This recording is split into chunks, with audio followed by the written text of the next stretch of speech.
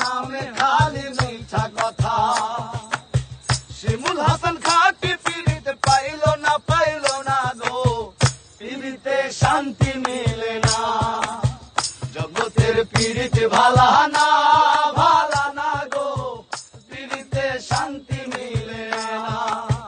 পীড়িতের এমনই রীতি গো, সুখ চাহিলেও মিলে যন্ত্রণা, সুখ চাহিলেও মিলে যন্ত্রণা।